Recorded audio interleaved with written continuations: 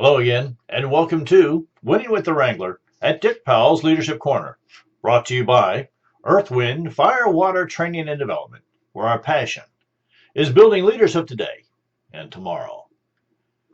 The information on today's program was gathered from many different places and many different people. So if you see yourself in today's conversation, remember, it's not all about you.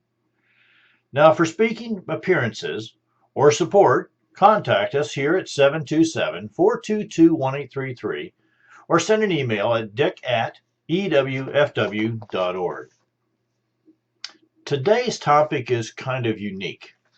I really was listening to someone the other day, and they were talking to me, quite frankly, Dick, how do I build my team? How do I get better information? How do I really know I'm making the right choices and doing the right things?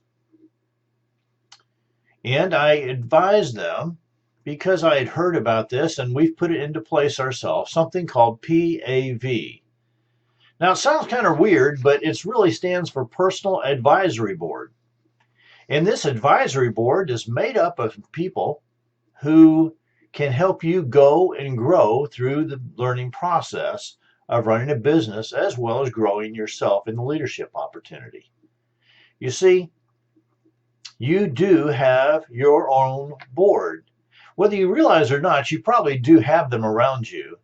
And I really like the PAV thought process, the Personal Advisory Board thought process. It is so much more dramatic and inclusive than the concept of masterminds. You see, normally in masterminds, there's someone who is in charge and they kind of direct the thought process and they direct the topic of the day. And not that it doesn't work, it does. But I have to tell you that having your very own opportunity, personal advisory board, can really mean much more to you than that. Now, my very own personal advisory board, I had to say to myself, gosh, can I imagine actually having those people around me? And I started asking the question, well, who would be on it? What would the time commitment to those I invite be? Now, that's a big one. You see, this time commitment, we need to be respectful of other people's time as well as our own, and them be respectful of ours. So I started looking around and saying, well, where can I find my personal advisory board? And when would we meet? And the big question that I could explain to them as well as myself was, why would a personal advisory board even be necessary? Well, let's take a look at these things. First of all, my very own personal advisory board, I can imagine, and we actually have in place here at Earth, Wind, Fire, Water Training and Development. And after taking the time to imagine my very own PAV, it struck me how much further I would be on my personal and business life if I had put one in place long ago. So leaders, I'm going to encourage you to listen closely and maybe think about putting this in place right now. So the question about who would be on it, quite frankly, well, friends are great, but we really need people that will be honest with us, accountable, and can encourage you as well as reel you back in when you're totally off base. In a perfect world, it would contain someone like this: a lawyer, an accountant, a financial advisor, coach or mentor, and this one I really like, is a dreamer. You see, when you have these people in your advisory board, you can see yourself that this is a well-rounded, well-oiled team, actually. And the first statement when I made that friends are great, but what I'm going to encourage you is this, our friends and those who really love us sometimes don't give us honest to goodness answers. And it's because they love us and because they like us and they're our friends and they just kind of, well, that's not who you need on this advisory board. You need people who are going to be blatantly honest with you and reel you back in when you get too far out. But enjoy the dreamer who helps you dream and look at different options and different ways of doing things. That's what makes this fun as well as enjoyable. Now, what I've found is that having these people on my group, my personal advisory board, I'm actually on some of their personal advisory boards. In one of them, I am the dreamer. He calls me a visionary, which I kind of laugh at, but it's because I always have these crazy, wild ideas on how to get things done. It's amazing how that all happens. So when I started to really put together my PAV, and what would the time commitment be for those who I invited, I really had to sit down and put some really heavy thought on this. Now, it could be as needed. Well, that's kind of flim-flammy, and you never know what's going to happen there. But meetings more than once a month or for longer than an hour, you have to be careful. So do as much interaction before the meeting as possible with all of the people on your advisory board. Make sure that you're respecting their time. Bring to the meeting only true concerns and opportunities. When we do this, we oftentimes will do a phone call between one another and kind of get things set up and get going on it.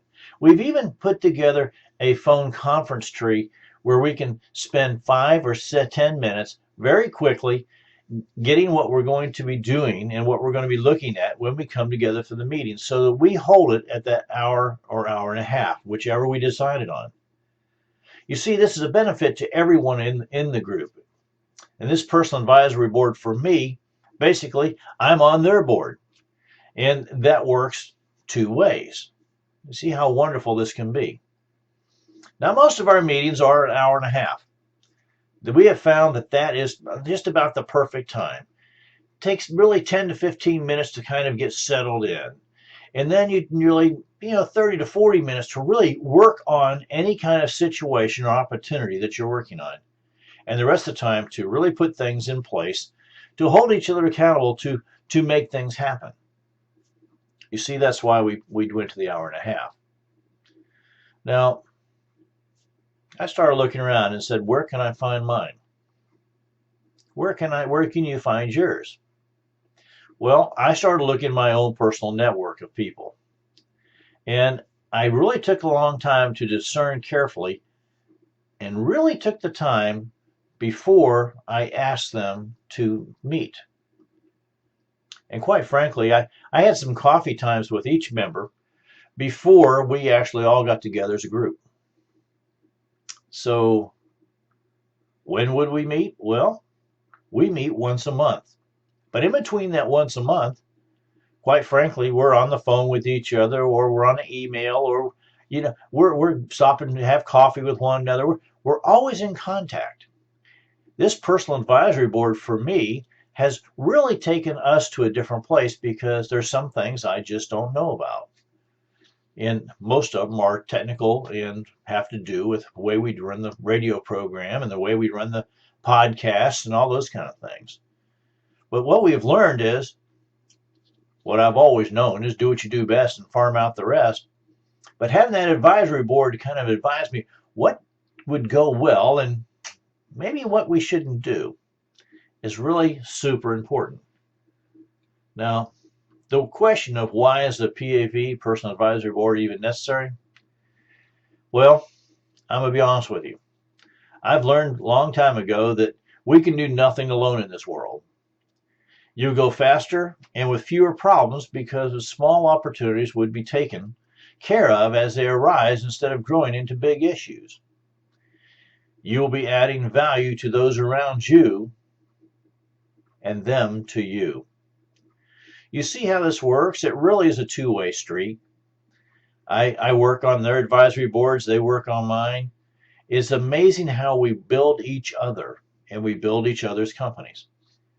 It is amazing to me also that I never thought of this concept before. But again, this is even bigger than a mastermind where someone else is controlling the situation. This is better, more of a free flow. But it's amazing how when I have an opportunity and we get together with my personal advisory board and the opportunity comes up, someone else in the group very well might be having that same situation. And we all can work on it very quickly. Super fast, super easy. Now, also, I want to encourage you that your personal advisory board will sometimes come and go. You're not going to have them forever, and they're not going to have you forever. Know that people come into and outgo of this situation. Add people as necessary, and when someone is ready to take and move on, allow them with grace. My good friend Hans Florine, who's another professional speaker and motivator, has a saying that I really kind of want to set with you. Hans is a professional mountain climber. He oftentimes does solos on the Yosemite Nose. And I have to tell you, this is going to be important. You might want to write it down. His comment is this: life is short. Go fast. What Hans learned is that as he first went up to the nose of El Capitan there in the Yosemite, it would take him 3 days when he began it. Now they're doing it under 2 hours. And that's because they've practiced and practiced and practiced, take less and less equipment, and they're able to go faster because they've practiced what the moves are. Life is short, go fast. He also found that when we go fast, we sometimes make a lot better decisions. And when we procrastinate and slow down that decision making, we make poor decisions. Hans said he's only fallen once, and that was the time he took too much time thinking about it before he just went and did. I've watched him, I've been with him, I've climbed with him, and I'll have to tell you what, this motto that he lives by, life is short, go fast, goes right along with this PAV, Personal Advisory Board. And the PAB is so important, this Personal Advisory Board. And I want you to think about how it can help you build yourself as well as build your company. Pretty important stuff, and it amazes me that we haven't taken the time to really look into this further before we have today. Now, this leads us into this next piece, because it really comes from that same situation. This piece is called Leading Through the Woods, and it's because I really believe how this works. So I'm going to ask you leaders a question, and it's something that you need to ask. Are you leaders lost in the woods and need to find the right trail once again? In other words, you might have been going down the right path. How's your vision and mission and your strategy doing? Is your strategy, your day-to-day opportunities, are those things working together so you live your mission and achieve your vision? Is that vision and mission posted somewhere where not only you but everyone else can see it? Is the strategy that you're using also posted so people can go by and maybe even look at it and say, I can help you with that? You see how this all starts to come together. I believe sometimes as leaders we get so tunnel vision that we don't take the time to look around. A big part of this means that if you feel like you're lost and you're not on the right path anymore because you've looked at your vision and mission and you've looked at your strategy and you don't see it going the correct way, could be that you do not have a clear and compelling vision. Now, if that is the case, I'm going to encourage you to pull the team together and take an in-depth look at that vision, especially of the organization. You see, if it's an in-depth vision of that organization, company, then the other leaders will help drive it. You see, if it's not relevant, they'll lose faith, and they'll also lose the capability to move it ahead. So ask yourself, is this vision still relevant? We were working with a large church in the area, and they couldn't understand why people were leaving and people weren't coming in and people weren't grabbing a hold. They said, this is our vision. And I said, when did you put it together? Well, 1950. If you listen to this, you know this is no longer 1950. We're much later than that. And things have changed.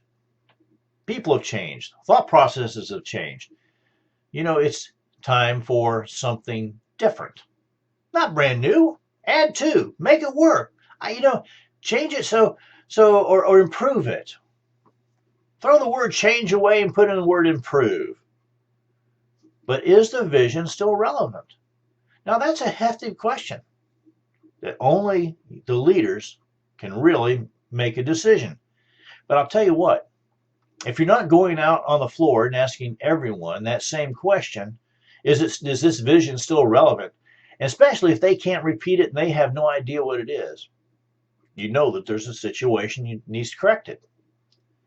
Now, the other question is, are we making all of our decisions with the vision in mind? So many times we run into this, that the corporation leaders have made this vision, they've posted it up on the wall, they put it on their letterhead, but the decisions they make, they don't funnel through that same vision. And that's a way to get on the wrong road pretty quickly. Now, the question is, do we need to adjust how we are relaying the vision to the organization? I'm going to say that's almost all the time. Very few of the organizations that we have worked with here at Earth, Wind, Fire, Water Training Development have ever taken the time to really explain what their vision was and the passion that went behind it for the organization to all of the people, so every person all the way down the line could repeat it and understand it and know the direction that the organization was going in. This is a scary time, and I understand that. But a clear and compelling vision will oftentimes keep you on that right path. Now, another part of this very well could be, are you looking up and down the trail? You know, when we're out in the woods, so many times I'm looking for a trail marker, or I'm looking for an existing path. I'm looking at my compass, I might be checking the GPS, I might be doing a lot of things. I'm always checking the weather. But looking up and down the right path, you know, are there opportunities just around the next bend? Well, you don't know until you get there. And this is where calculated risk really starts to be put in place. I'm going to encourage you to do some brainstorming of the ideas, you know, stating that there are no bad ideas, and also deal with any and all objections. One of the best ways to do this, quite frankly, is to just put some big papers up on the walls in your organization and entitle them ideas. You know, it was amazing to me when we did that at a large organization that at the first week there were very few ideas there because people didn't trust that anyone was going to even try those ideas or even try to put them in place. During that first week, at the end of the first week, we actually pulled down several of those ideas and put out a memo that we were going to put them in place. Give them a try. You know, well, I have to tell you that some worked and some didn't. At the end of the 3 weeks, it was amazing how the ideas were now starting to compound, but now people were starting to work together on those ideas to refine them before they put them up on the chart. This company has grown exponentially now because everybody, but including the janitors and the people who pick up after us when we all go home, are starting to get together to put some suggestions up there on how to bring the company into a better situation. It's amazing. So are you looking up and down the trail? Are you looking for new ideas? Are you looking and trying new opportunities? Are you taking just the risk? And I'm not saying just, you know, step out of the airplane with no parachute. I am saying take and try them. I always told everybody that worked in my past group with a large corporation, if you step into my office and you have an idea, I'm going to always say yes. If it works, boy, you're going to get your name on it. If it doesn't, well, we're just going to move on. Simple as that. Now, those are tiny risks that can be taken. So you're looking up and down the trail. Are you including the people around you? Are you seeking out what is not working? This is something that I always thought was interesting when we were working with large organizations. Seeking out what is not working. Now, if something's not working, you do not necessarily have to throw it away. Can it be revised? Can we look for other solutions without blame? Can we take positive thinking to understand that positive thinking brings positive results? And if it's really not working, let it go and find something that will. This goes to people and things. If some person is just really not working out in your organization, is it because they're in the wrong seat on the bus? Or do they need to go to a new bus? Those are things you need to think about. If you've been doing one type of operation and you've been doing it for a number of years and you've seen the opportunity of it start to slip, are we asking questions? Why is it slipping? Do we need to revise it? Do we need to do something else? Are you understanding where I'm coming from here? Are you on the right path? Are you seeking the right way? Are you leading your people through the woods? I'm going to encourage you to look at risk as a calculated experiment. I've told you a little bit about this, but I'm encouraging incorporating new ways of doing things, new products, new language, and new thought process. It amazes me that sometimes, and very, very recently, we've tried this. We took a standard statement and reworked the words. Meant the very same thing as when we started, but the words were more up to date on what people's ears were listening to today. Made such a huge difference, and it was such a small risk. I just heard a company yesterday on the Wall Street Journal that they were going to only live by their name and they're only going to live by their logo, and they'll no longer put their name on it. They're just going to live by their logo because they believe that it's so well known people will automatically know what the name of the company is by just looking at the logo. Calculated risk. What's it going to take? Well, a couple commercials and some new business cards for your people. That's pretty reasonable calculated risk. Now, if they work, well, heck, jump up and down and celebrate those things. Follow the 6 steps through the path of knowledge, research, prepare, execute, network, celebrate, and evaluate. If you work through those 6, I guarantee you'll be at the celebration time no sooner than you think to. Now, if it doesn't work, you've kept the metrics, you know how it works, and it didn't do it, well, evaluate. Find out why, wherefore, what's going on, and really ask the question, what do we need to do next? But without evaluation, without the metrics to evaluate, you really don't know what works and what doesn't work. We were working with an organization and they were saying that the crowds weren't coming in. The crowds weren't coming in. And I said, well, do you know why? Have you asked them? Have you asked the people how they found out about the opportunity to come into this play or set of music that you were putting on? And they said, no. I said, well, did you count heads? Did you know how many people were in the audience? Well, no. I said, so you have no metrics. You have no metrics on your marketing, no metrics on your sales, no metrics on the number of people. There was no metrics to even do any evaluations, actually, other than it just wasn't working. Well, were the acts coming in not working? Was the price too high, not working? Were the seats too hard, not working? Was there not enough parking, not working? What was it? And that's why we didn't know. So when I say take calculated risk, you need to build in a time and date, start and stop time. It needs to have its own budget so you know what that is. And you need to have some metrics to be able to track it. Now, I'm going to encourage you that you have several people in that situation. Okay? One's in sales, one's in marketing, one's in publicity, one's in follow-up, all those kind of things. How'd they find out about you?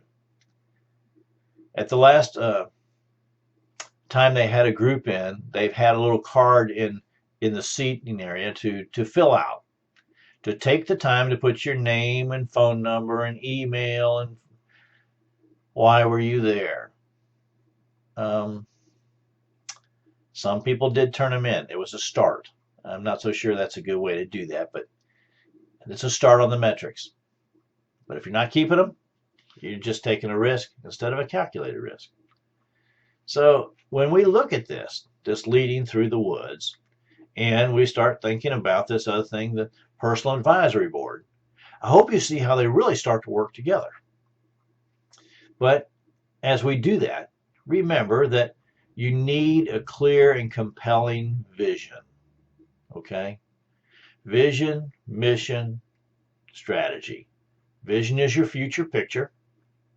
Mission is why you're doing things, your passion, your calling.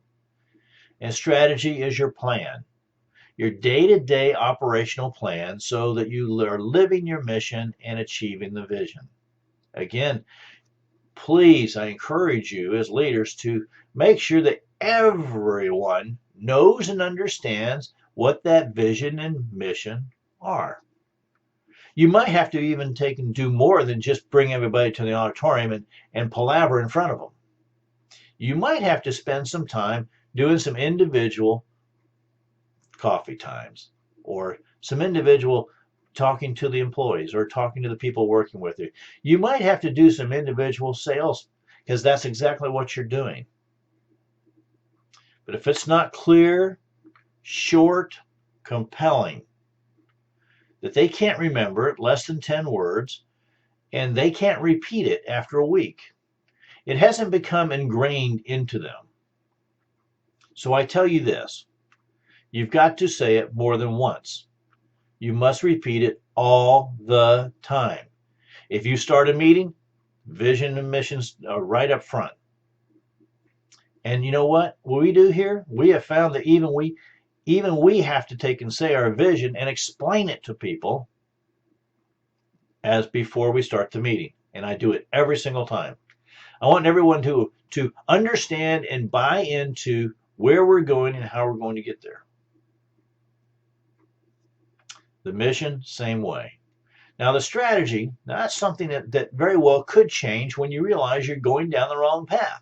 But if you're not looking up and down the trail to see what's in front of you, to realize, evaluate what was behind you, I'm not so sure you can really know where you're at and how you're going to get there.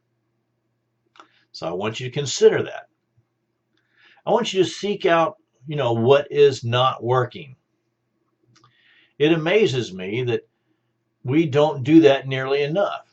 Whether it's cleaning out your closet of things that you haven't worn in 2 or 3 years, to looking around the office to things that are old and out of date that are not working, to going out to meet the client or the customer and really asking them, hey, is this good for you? Is this really working? Is there something we can be doing better? If you're not making that opportunity and that reaching out, you very well might be losing on that opportunity. I'm encouraging you to take those calculated risks, to spend the time really looking into what does and what doesn't work and make things happen. Not just for yourself, but for the corporation, for everyone around you, for the whole team. Well, I see our time is running short like usual. I hope you've enjoyed today's program that we've talked about both the PAV, Personal Advisory Board, and this leading through the woods. On behalf of myself, Dick Powell, and the whole Leadership Corner team, we do want to say thank you for being a part of today's program. We hope that you have received a nugget of wisdom and guidance that will help you build on your leadership ability. Now, if you have any questions or comments on today's program, don't hesitate. Give me a call, 727-422-1833. Send me an email, dick@ewfw.org. Go to the website and look around, and you know what? You just might find something, and you can leave me a note there, www.ewfw.org. And you know what? When you know for sure that you would wish to take and invite the Leadership Wrangler to your organization to give a keynote speech, to teach, or to just come and help you with your leadership, give us a call, 727-422-1833. And until next time, this is Dick Powell, Leadership Wrangler, saying, ride hard, ride fast.